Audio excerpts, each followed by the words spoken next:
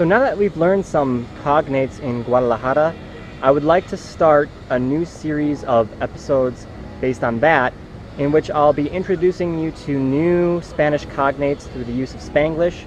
So I wanted to kick that off today con a crítica of the Behemoth by Rick Cost, which ran from Febrero 9, 2016 to Junio 28th of the same year. This was a gran podcast que I enjoyed mucho. First of all, it realmente has a cover fantástica que es very atractivo. The tipo of colores pastel it utiliza makes it stand out from other podcasts when you're searching. Y it kind of just called to me. It made me feel a sensación of wonder right off the bat. I also like mucho the estructura of the podcast. It only has 20 episodios, y you know this from the first episodio because he explica que there will only be 20 of them. Y each episodio es breve, no más que 10 minutos for each episodio on average. So you can in realidad consumir uno at a time if you only have a little bit of time every day. Or you can listen to tres in a row if you have más time. Es magnífico to listen to at night when you're terminando your night. Es a podcast very relajante, so I like that about it. As far as the historia goes, for a little bit of a vista previa, the historia is about a girl who feels lonely. She feels desconectada from from pretty much all of her relaciones, which is maybe not very inusual for muchos adolescentes out there struggling con sentimientos similares. Es very fácil to relacionar to her personaje. Of course y then this Behemoth humanoid creature monster just appears out of nowhere from the sea.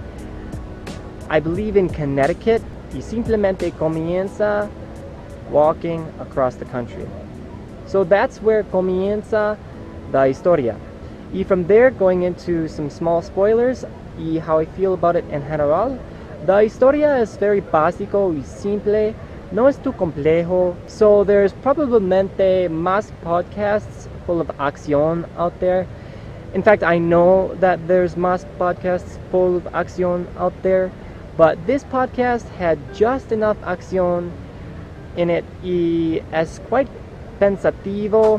It makes you think about the development of the personajes. I think the historia es en realidad about the girl y her soledad y encontrar something con which she identifica a causa y fighting for that causa amidst persecución increíble from all the niveles of the sociedad, from familia to gobierno to strangers, y simplemente continuar persiguiendo that causa no matter how nominal it may parecer at times, because for some razón you believe in it. Toward the comienzo of the historia, she decida to comenzar walking con la gigante, while muchas personas decidan to be afraid of it. At first, muchas personas try to get her to stop walking con the Behemoth, and she says, no, I want to do this. Y I just think que es interesante because in that momento of the historia, we don't realmente know if it's importante for her to walk con la gigante. I mean, we ask ourselves, why is she doing that? Why is necesario for her or for the gigante or for sociedad que she do this? Well, we don't really know why at that punto, but I was thinking que at that punto it might be a thing fácil to sacrificar, a thing fácil to renunciar, to stop walking con la gigante, but she continuó in the face of, again, persecución increíble.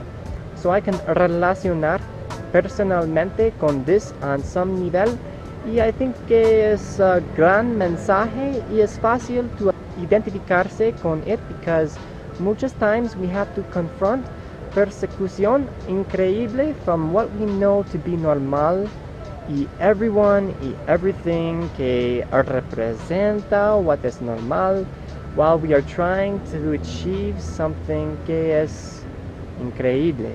So it's very fácil to someter to that idea que what we're doing is wrong, o anormal to someter to the idea que we should just conformar to normalidad, especialmente when everybody is unilateralmente telling us to do precisamente that.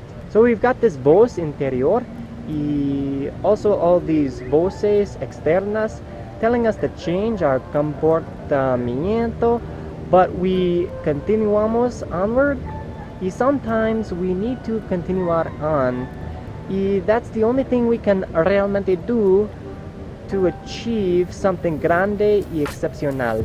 I reached out to Rick Cost and asked him where the inspiración for the historia came from. Here's what he had to say. I'd always had the character of Madison in mind. She just needed the right story. It's funny in a way, but the idea of the Behemoth hit me while I was on a stationary bike. I was watching the news, bored out of my mind, and imagined a news alert about a large creature walking across the country. That became the opening news story in episode 1.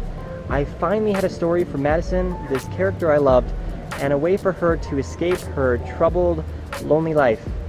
Max is her escape and, in a sense, her salvation. In the end, as you know, they save each other's lives. So sí, I would say definitivamente check it out.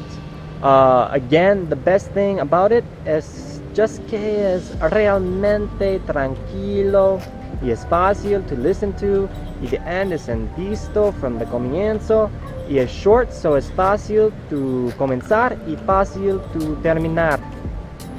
Y after being halfway through this podcast, I descubrí que Rick Cost has uno o dos más podcasts already out there. For ejemplo, a podcast called Scotch. So I'm decidiendo to listen to those. Y he's got some más on the way, incluyendo Briar Lane, which has some elementos mágicos. He is set in Inglaterra.